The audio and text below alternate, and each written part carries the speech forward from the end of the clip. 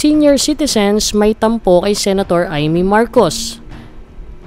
Masama umano ang loob ng Senior Citizens Party List kay Senator Amy Marcos na tagapangulo ng komite sa Senado para sa mga nakatatanda o senior citizens. Ito ay dahil umano sa tila ba tinulugan lamang ni Senator Marcos ang lahat ng mga naipasang batas ng Kongreso na naiakyat sa komiting nabanggit, kaya nabinbin ang halos lahat ng batas na isinulong ng nasabing party list group. Ayon kay Congressman Rodolfo Ompong Ordanes, first nominee ng re-electionist na party list ng mga senior citizens, kahit anong pagsisikap nila sa Kongreso na maisulong ang interes ng mga nakatatanda at maipasa ang mga mahahalagang batas na magbibigay ng legal na basihan para sa iba't ibang programa para sa senior citizens, masasayang lamang ito kung walang puso para sa senior citizens ang magiging tagapangulo ng komite sa Senado.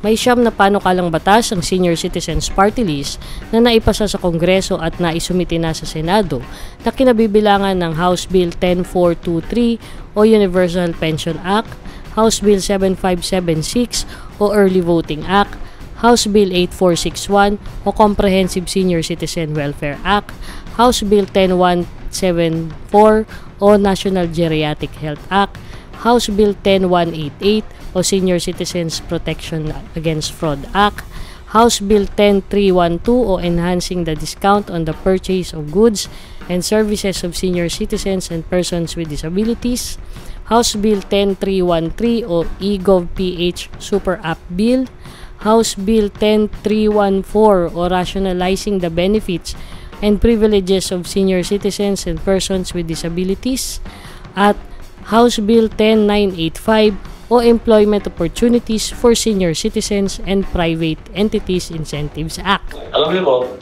inaapit ko. Kasi siyam na House bills po itong aking inakyat sa Senado. Wala pong nag-iisang batas. Yun pong akin na hindi personal. Ang sinasama, ang daladala ko, yung hinaing ng mga senior citizens. Kasi po yung universal pension, ito po ay matagal nang inaasam-asam ng mga senior citizens. At ito po ay hindi lang isang dekada pinaglaban ng mga kongresista sa Congress. At nung maipasa po, dinala sa Senado, hindi naman po tayo napagbigyan. Ang sinasabi po, walang pondo. Hindi po ayaw kong tanggapin ng mga senior citizens na walang pondo. Yun po, hindi po, yung sama ng loob ko, hindi po yung sa akin personal. Ang sama ng loob na ang dala-dala ng mga senior citizens, ang sama ng loob. Samantala, nang matanong naman si Kong Ordanes kung anong gagawin ng kanilang party list, kaugnay ng mga pangalan ng mga senior citizens na namayapa na, ngunit hindi pa rin naiaalis sa listahan ng mga botante sa COMELEC at nagagamit pa nga para sa pandaraya, tahasang inamin ng mambabatas na wala na silang magagawa sa usapin na ito dahil ito ay nasa ilalim na ng jurisdiksyon ng COMELEC. Gayon din ang kanyang naging kasagutan sa mga ghost senior citizens na nasa listahan pa rin ng mga LGUs at nakatatanggap pa rin ng mga benepisyo at ayuda kahit patay na. Pati na rin sa usapin ng mga underage na nai-issuean ng senior citizens ID. Actually po yan po ay issue sa mga LGU.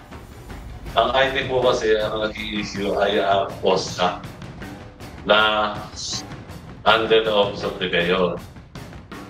So, yan po ay dati ay nangyayari. Pero sa ngayon po, parang mahigpit na sila. Kasi natatandaan ko, nung ako'y nasa sa Quezon City Hall, 52 years old pa lang ako, inaalok na ako ng senior citizens ID. E sabi ko, ayoko, hindi ako nagmamadali. Kasi nga po, ginagamit nila yan, pagpili ng gamot, malaking discount. Kahit sa restaurant, malaking discount. Ang nangyayari po, mga sa LGU po nangyayari. Gamos na. Ngayon, sa sinasabi niya naman sa COMELEC, ang problema rin, nasa COMELEC naman ang problema. Dahil hindi nila nililinis yung kanilang record. Kaya marami po na sinasabi nyo kanina, maraming patay na nakakaboto. Aniya, ang mga pangyayaring ito ay nasa mandato na ng mga LGUs. Kaya kung may mga pagkukulang man ang mga lokal na pamahalaan sa pagpapatupad ng batas, ay sila rin dapat ang mag-ayos nito. Well, didiretsuhin po kayo. Wala pong magagawa ang isang congressman sa issue na yan. Kasi po yan ay issue ng local government.